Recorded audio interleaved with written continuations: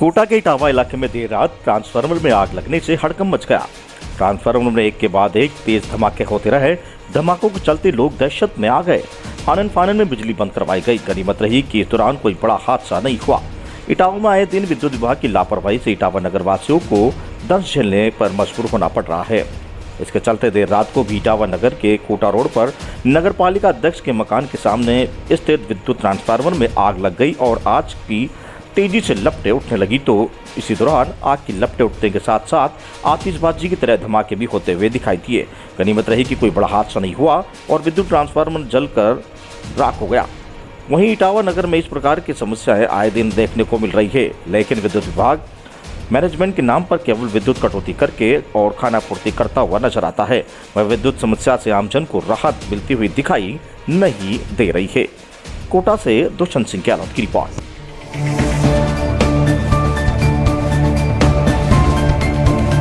UIT ने अतिक्रमण के खिलाफ बड़ी कार्रवाई करते हुए 2 दर्जन से अधिक पक्की दुकानें व गोदामों को ध्वस्त किया है। करीब 1 दर्जन जेसीबी मशीन की मदद से आज सुबह कार्रवाई को अंजाम दिया। यूआईटी के अतिक्रमण निरोधक दस्ते ने ज्वालातोप सब्जी मंडी के आसपास इलाकों में बनी कच्ची व पक्की दुकानें, गोदाम, टापरियां, दीवारें, चबूतरे सहित अन्य निर्माणों को ध्वस्त कर अतिक्रमण मुक्त किया। निगम की जमीन पर बनी इन दुकानों को लोगों ने अवैध रूप से लंबे समय से कब्जा कर रखा था और लगातार समझाइश के बाद भी खाली नहीं कर रहे थे। हालांकि दुकान मालिकों को पहले भी समझाइश कर दूसरी जगह शिफ्टिंग करने के लिए समझाइश की गई थी, लेकिन हंगामे के हालात को देखते हुए पुलिस व आरएसी के करीब 150 जवानों को जाब्ता तैनात रहा। इस दौरान यूआईटी के सचिव राजेश जोशी, उप सचिव एडिशनल एसपी प्रवीण जैल, उपाधीक्षक आशीष भार्गव, अमर सिंह राठौड़, अंकित जैन सहित कई पुलिस व प्रशासनिक अधिकारी का भी जमवाड़ा रहा। आज सुबह अचानक हुई कार्रवाई के बाद स्थानीय लोगों में आक्रोश व्याप्त है। कोटा से दुष्यंत सिंह गहलोत की रिपोर्ट।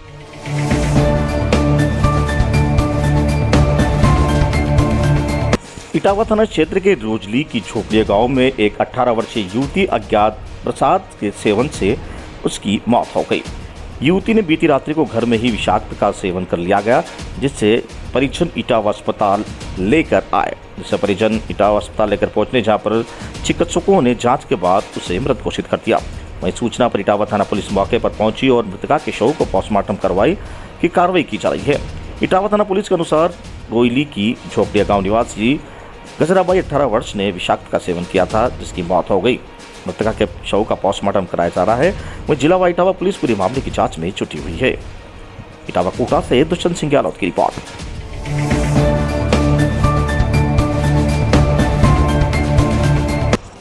हाड़ौती में सफेद सोना कहे जाने वाले लहसुन उत्पादन के किसान एक बार फिर आंदोलन की राह पर है।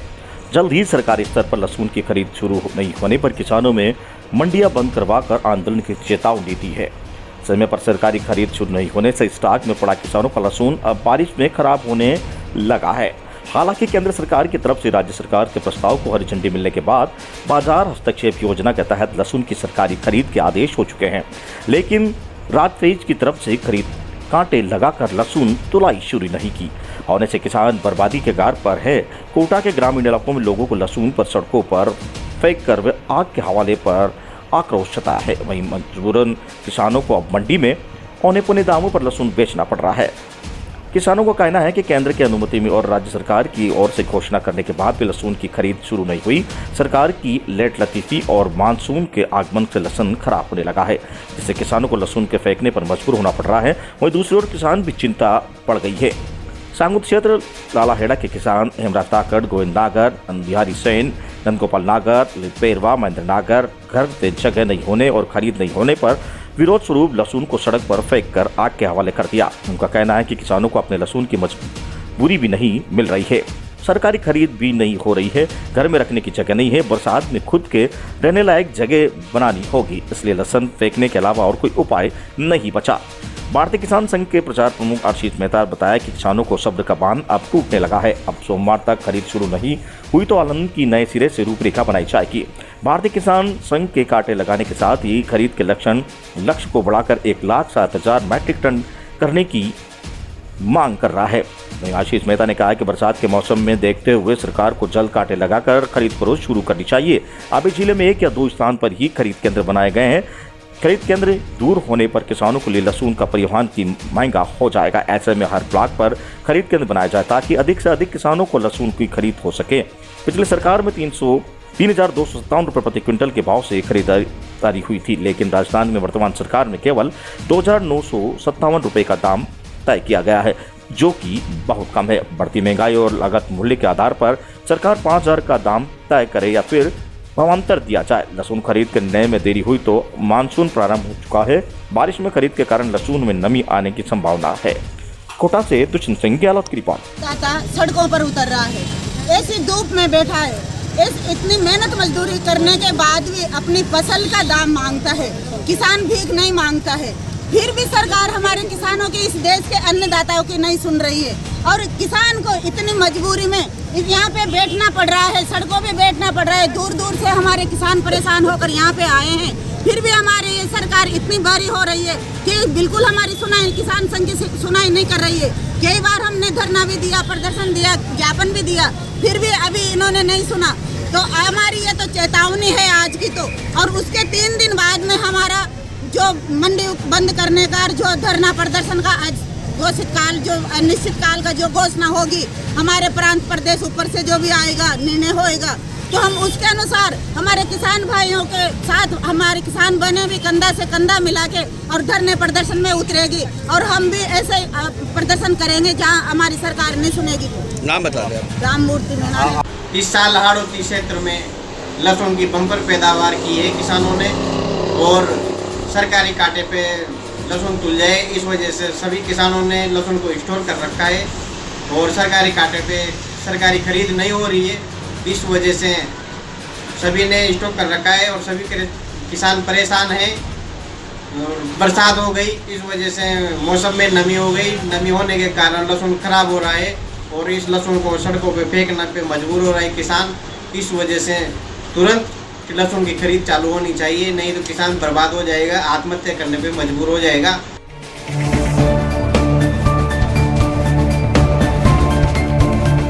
राजस्थान अनुसूचित जाति आयोग के उपाध्यक्ष लाखेरी में का दौरा। शनिवार को राजस्थान अनुसूचित जाति आयोग के उपाध्यक्ष सचिन वैष्णोदेव सरवटे ने लाखेरी का दौरा किया। दौरान सरवटे का बस स्टैंड पर सफाई कर्मचारियों व ठेका कर्मियों पर द्वारा माला पहनाकर और साफा बांधकर भव्य स्वागत किया। सरवटे ने नगर पालिका में पहुंचने पर पालिका उपाध्यक्ष लटूर लाल शासन द्वारा माला पहनाया और साफा बांधकर स्वागत किया गया। इस दौरान सरवटे को कई प्रकार के ज्ञापन सौंपे गए। सरवटे ने पालिका भवन से अधिकारियों वे आम जनता के बीच समस्याएं सुनी और सफाई कर्मचारियों को 3 माह के वेतन तथा ठेका श्रमिकों को पीएफ संबंधी शिकायतें पर ठेकेदार को 15 दिन पर अल्टीमेट देते हुए शिकायत का निरसन करने की बात कही। साथ ही 2018 में हुई सफाई कर्मचारियों की भर्ती के लिए गैर वाल्मीकि समाज के कर्मचारियों को सफाई कार्य में लगाने के अधिकारियों को निर्देश दिए तथा सफाई कर्मचारियों को सीनियरिटी के आधार पर पदोन्नति करने के निर्देश दिए। इस मौके पर तहसीलदार रवि शर्मा, पालिका अध्यक्ष श्रीमती आशा शर्मा, उपाध्यक्ष लटूर लाल शासना सहित कई कर्मचारी व वाल्मीकि समाज के लोग उपस्थित रहे। बुलाखेरी बूंदी से विश्वनाथ शर्मा की रिपोर्ट।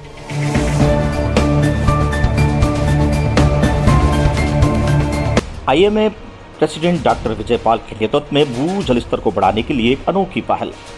भूजल स्तर में आई पानी की कमी के चलते देश के कई राज्य पेयजल संकट से जूझ रहे हैं। स्वच्छ भारत अभियान के तहत जल निकासी की समुचित प्रबंधन और भूजल स्तर की रिचार्ज करने के लिए शुरू किए गए अभियान के पीछे जिले में भूजल स्तर के आई चिंताजनक गिरावट का भी योगदान है। यहाँ भूजल स्तर 2 फीट तक नीचे जा चुका है। वहीं डॉक्टर विजयपाल यादव ने बताया कि डाक जोन में शामिल अलवर जिले में गर्मियों के दौरान पेयजल समस्या गहराई जाती है।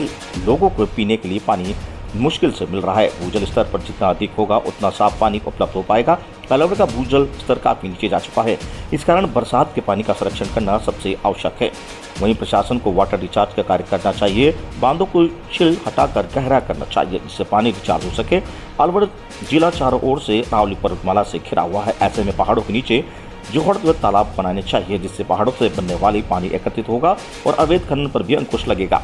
सड़कों पर भी वही आमजन ने भी अपने घरों में रेन वाटर हार्वेस्टिंग प्लांट लगवाए जिससे पेयजल संकट नियंत्रण में आ सकेगा। अलवर से युवराज शर्मा की report.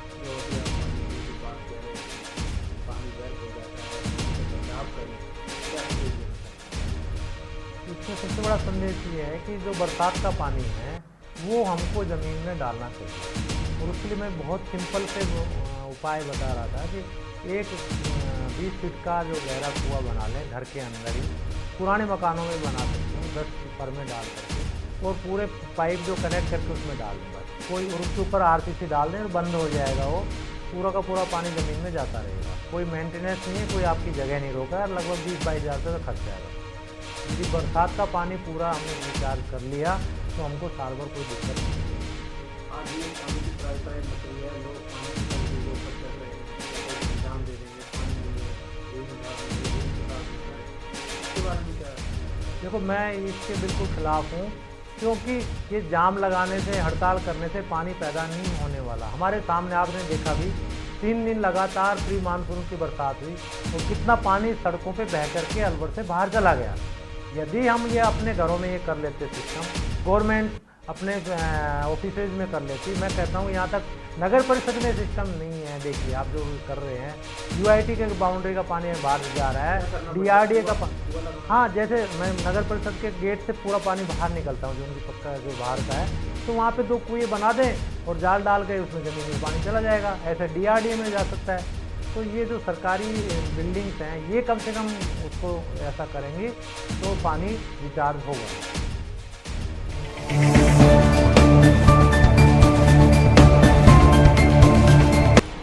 Indian red cross society Alwar द्वारा अपना घर शालीमार टाउन सिटी में दी गई बेसिक लाइफ सपोर्ट की ट्रेनिंग, वृक्षारोपण WRC द्वारा उपलब्ध करवा दिया पर्यावरण बचाओ का संदेश। अलवर जिले में अपना घर शालीमार में Indian red cross society Alwar शाखा द्वारा बेसिक लाइफ सपोर्ट की ट्रेनिंग दी गई। अपना घर शालीमार सोसाइटी के निर्माणकर्ता अशोक सैनी द्वारा Indian red cross society youth wing के चेयरमैन शशांक झालानी को इस ट्रेनिंग के बाबत बोला गया कि जिसकी तुरंत स्वीकृति चेयरमैन डॉक्टर SC मित्तल एवं सचिव डॉक्टर रूप सिंह द्वारा दे दी गई। इसके अंतर्गत यह ट्रेनिंग प्रोग्राम किया गया।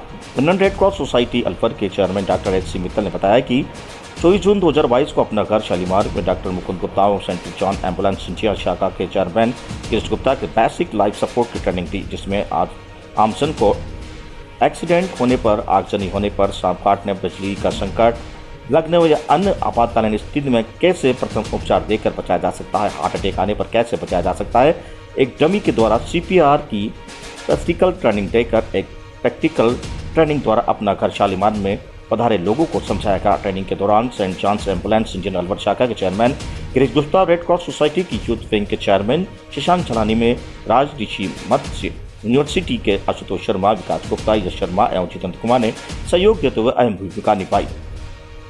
ट्रेनिंग प्रोग्राम के अंतर्गत अपना घर शालीमार के नागरिकों को CPR ट्रेनिंग के प्रैक्टिकल करके भी दिखाया। स्थानीय नागरिकों द्वारा पूछे गए सवालों का जवाब डॉक्टर मुकुंद गुप्ता एवं डॉक्टर SC मित्तल द्वारा दिए गए तथा कुछ प्रश्न जवानों से भी पूछे गए ताकि पता चल सके कि लोगों को कितना ट्रेनिंग में सीखा है। आगे भी इसी तरह की ट्रेनिंग शहर के विभिन्न इलाकों में पुलिस थानों से दौरा करवाई जाएगी, जिसके अंतर्गत 25 जून को हालांगाजी पुलिस के थाने में ट्रेनिंग शाम 5 बजे रखी गई है। अलवर से युवराज शर्मा की रिपोर्ट। एक अभियान हमने छेड़ रखा है, हमारे PHC स्तर पे भी सड़क सुरक्षा को लेकर के एक अभियान चला हुआ है। उसके तत्वाधान में ही हम लगातार ये चौथा हमारा कार्यक्रम है और हमारे साथ में अलवर की रेड क्रॉस सोसाइटी भी हमारे साथ दे रही है। एक तो हम यातायात नियमों को लेकर के आम पब्लिक को कितना अवेयर कर सकते हैं, कितना उनको हम सचेत कर सकते हैं, उसको अवेयरनेस को लेकर हम प्रोग्राम चला रहे हैं। और दूसरा जो BLS जो है, बेसिक लाइफ सपोर्ट सिस्टम है, उसको आम पब्लिक जहाँ पे कोई एक्सीडेंट होता है, पानी से हो सकता है, लाइट से हो सकता है, रोड एक्सीडेंट हो सकता है, उसको कितना वो जो मौके पे है वो उस एक्सीडेंट होने वाले आदमी को बचा सकता है, उसके लिए हम बेसिक ट्रेनिंग जगह जगह दे रहे हैं। ये हमारा चौथी ट्रेनिंग है। इसके अलावा हम आम पब्लिक जगह पे भी कर रहे हैं और थानों पे भी कर रहे हैं और पूरे ज़िले में हमारा करने का प्रोग्राम है और हमें आप लोगों का भी सहयोग मिल रहा है। मीडिया से भी हम अपील करते हैं इस प्रोग्राम का और इस ट्रेनिंग का ज़्यादा से ज़्यादा प्रचार करें ताकि आम पब्लिक को इसका फ़ायदा मिले। हाँ, ये एक पूर्व में एक धारणा बनी हुई थी कि कहीं एक्सीडेंट होने पर लोग उसकी हेल्प नहीं करते थे, उसको हॉस्पिटलाइज नहीं कराते थे। ऐसा लगता था कि पुलिस के उसमें पकड़े में फंस जाएंगे, लेकिन ऐसा कुछ भी नहीं है। आपको रास्ते में कोई भी एक्सीडेंट का व्यक्ति मिलता है, घायल व्यक्ति मिलता है, आप उसको हॉस्पिटल पहुँचाइए। आपको अच्छे नागरिक होने के नाते 5,000 रुपये की एक योजना राजस्थान सरकार द्वारा चलाई हुई है, वो आपको दिया जाएगा और आपसे कोई कानूनी लीगल प्रोसेस में आपको रोका नहीं जाएगा। आज ये अपना घर शालीमार के निवासियों के लिए फर्स्ट डे ट्रेनिंग का आयोजन किया गया है Indian red cross society Alwar शाखा की ओर से। और बात खुशी की बात है कि यहाँ के जो तरह जो मैनेजमेंट संभालते हैं अश्विनी जी, उनके सहयोग से काम हुआ है।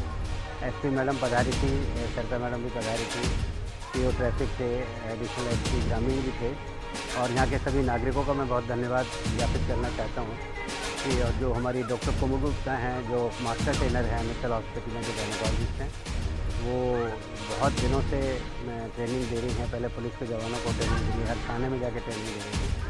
आज अपना घर शालीमार के नागरिकों को रूबरू करा रही है फर्स्ट एड ट्रेनिंग से।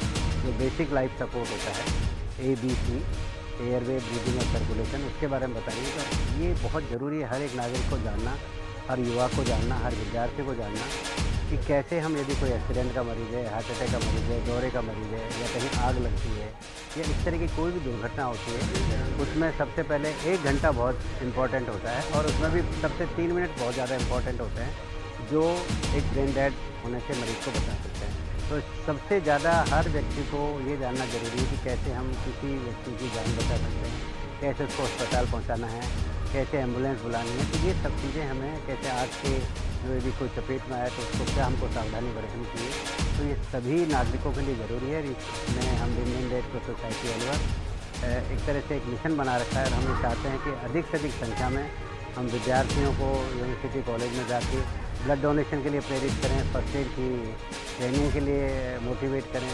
तो आज बहुत खुशी हो रही है कि इतने अच्छे सारे नागरिक हमारे अंदर अपना घर शालीमार के यहाँ पधारे हैं। मैं आशा करता हूँ कि ये सब लोग लाभान्वित होंगे। मैं धन्यवाद देना चाहूँगा पुलिस प्रशासन का, पीओ ट्रैफिक और एसपी मैडम का, कि इन्होंने मोटिवेट करके हमारे सभी जो नागरिकों को जो मोटिवेशनल स्पीच दिया है, और लोगों को ट्रैफिक नियमों का पालन करने के लिए साइबर क्राइम कैसे रुक सकते हैं उसके बारे में जो बोला है, ये बहुत अच्छी बातें हैं, लोगों को सबको पता होनी चाहिए। मैं चाहता हूँ कि ये मुहिम आप सबके माध्यम से अधिक से अधिक बढ़े, सब लोग फर्स्ट एड ट्रेनिंग के लिए सबसे ये भी चाहता हूँ कि रेड क्रॉस सोसाइटी के अधिक से अधिक मेंबर बने और एक अच्छे नागरिक होने का परिचय दें। बहुत बहुत धन्यवाद।